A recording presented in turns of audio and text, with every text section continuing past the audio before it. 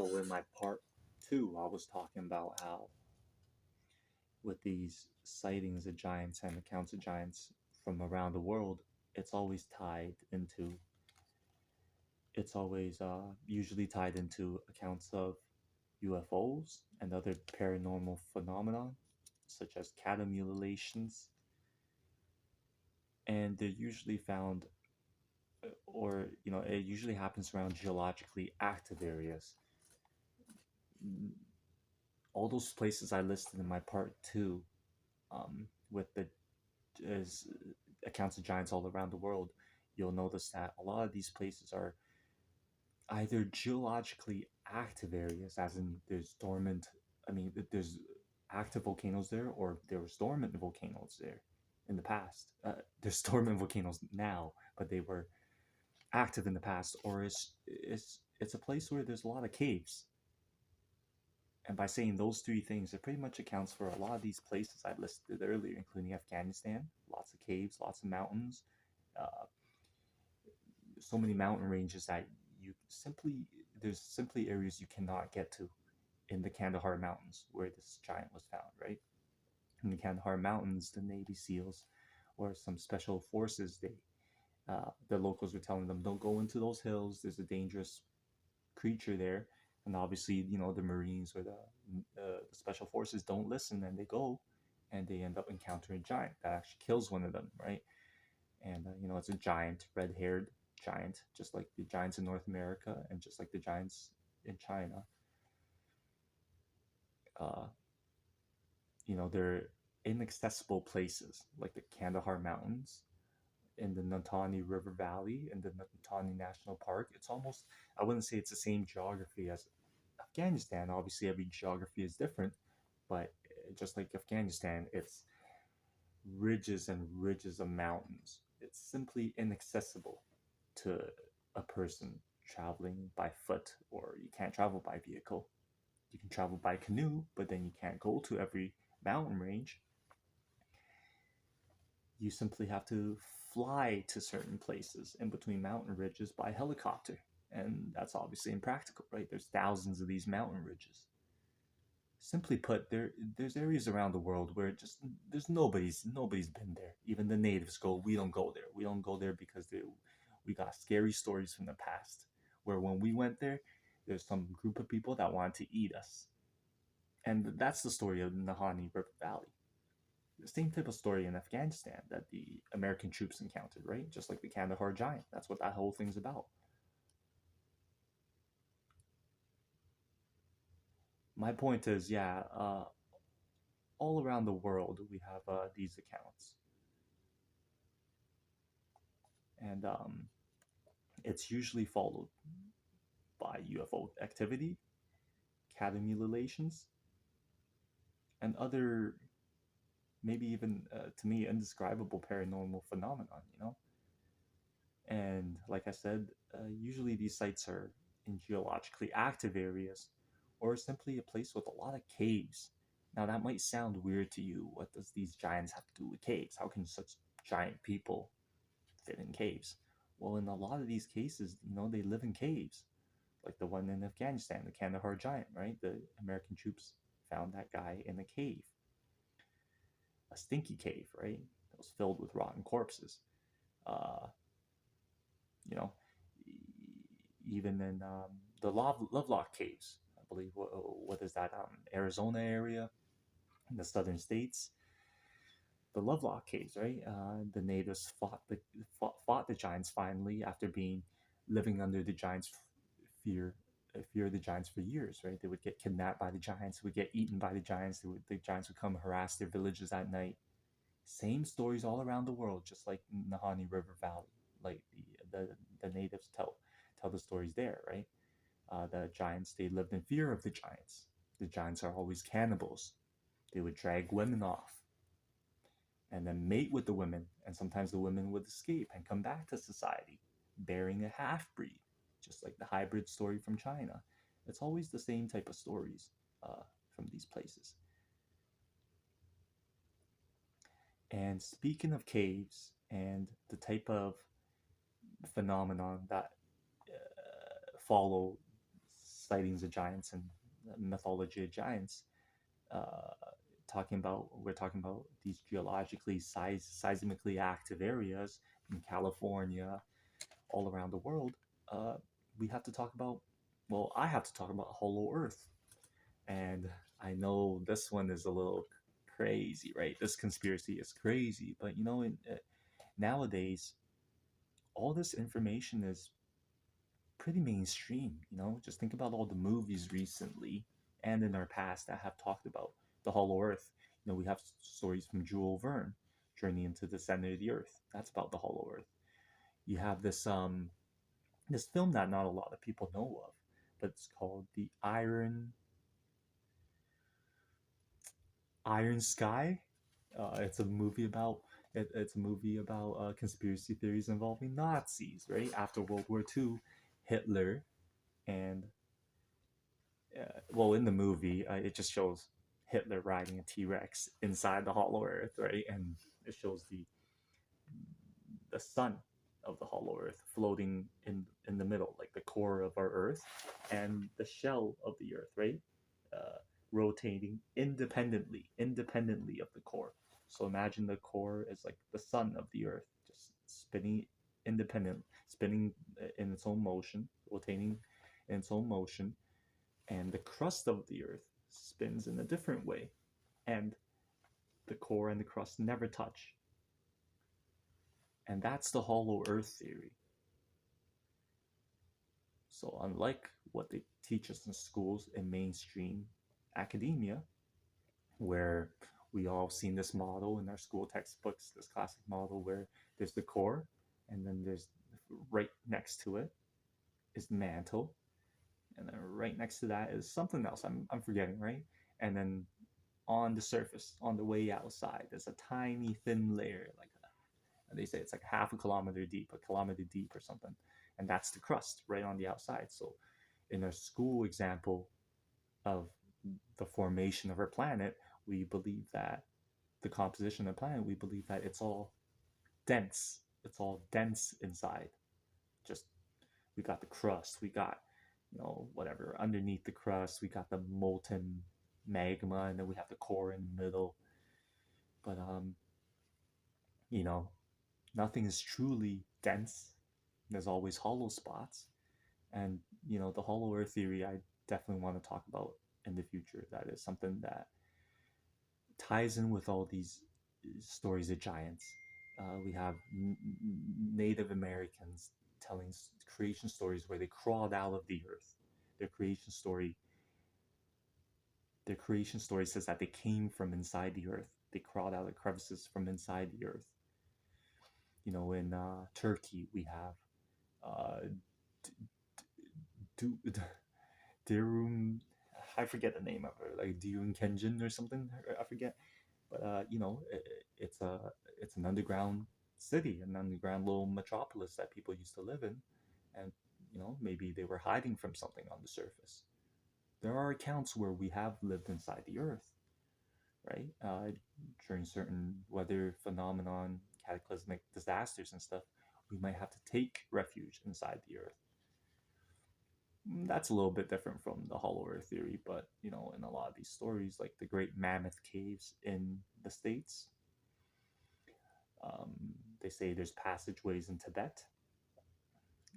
There's Mongolia, in the Gobi Desert, there's cave entrances, and in South America, shamans guard ancient entrances into our inner earth. That's what they call it, our inner earth.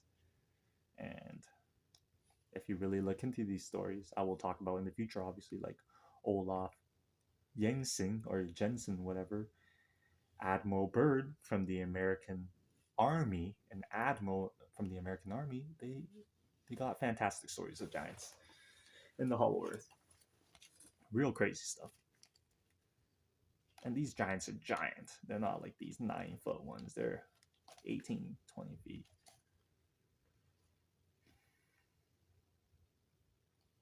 So, yeah, it sounds a little unbelievable that maybe there's giants still existing even to this day. But if you really think about it, reality is never too far from fiction sometimes.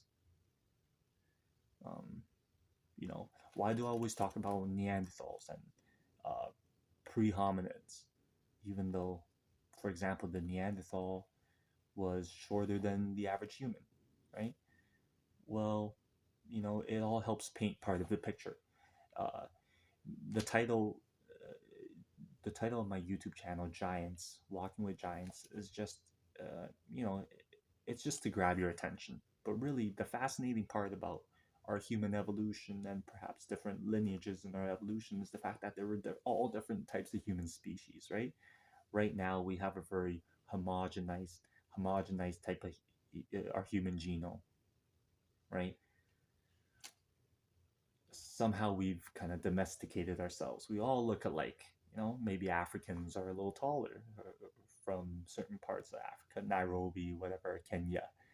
Maybe certain uh, um, Nordics, Sweden, Denmark, right? Those guys are giants. The Netherlands, Poland, even Ukraine. Some of those men are huge. They're all 6'3", 6'4", some taller, some shorter.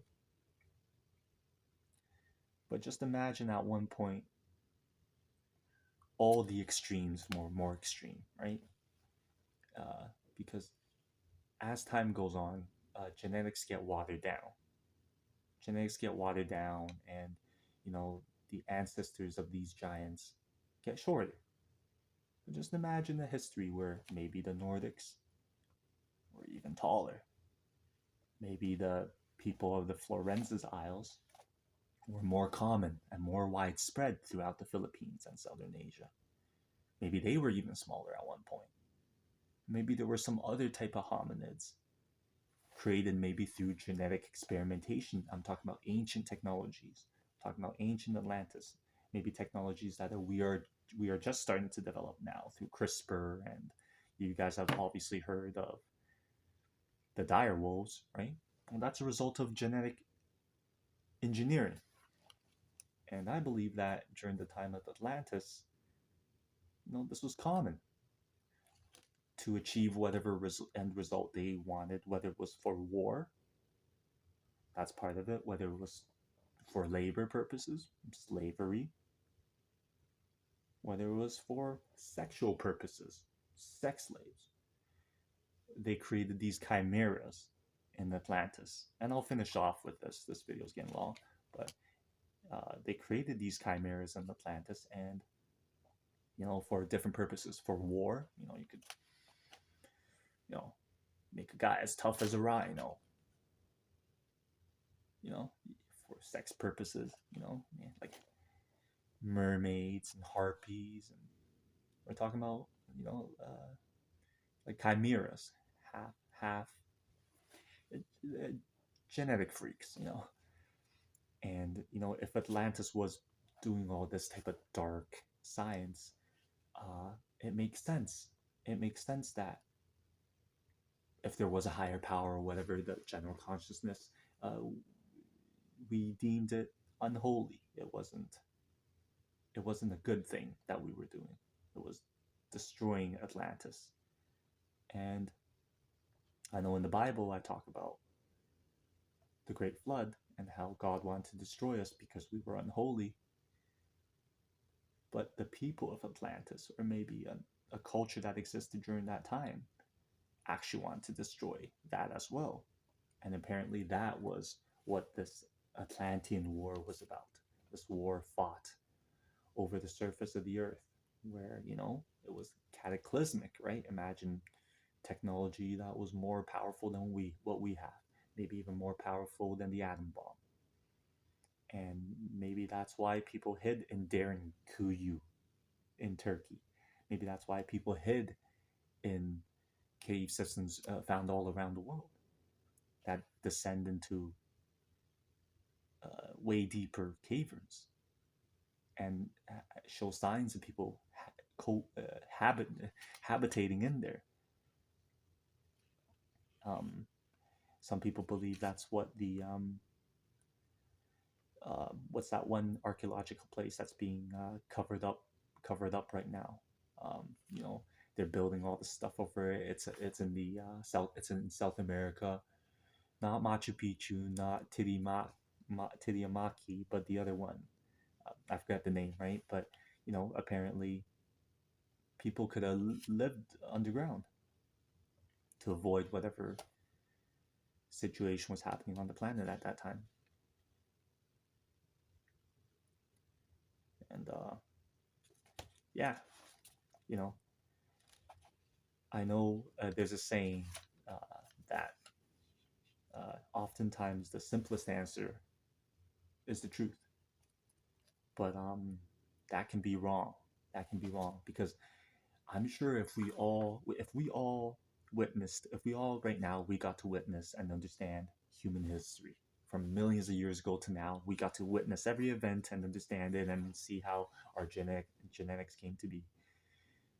It would if we got to see the whole picture, it would be simple. It would be simple because we understand it. We experienced it. I'd be like, yeah, I can see exactly how I look the way I do. Different people look the way they do, and we have these paranormal phenomenon happening around the world. I understand. It's because you know the Nephilim survived the flood, the great cataclysm,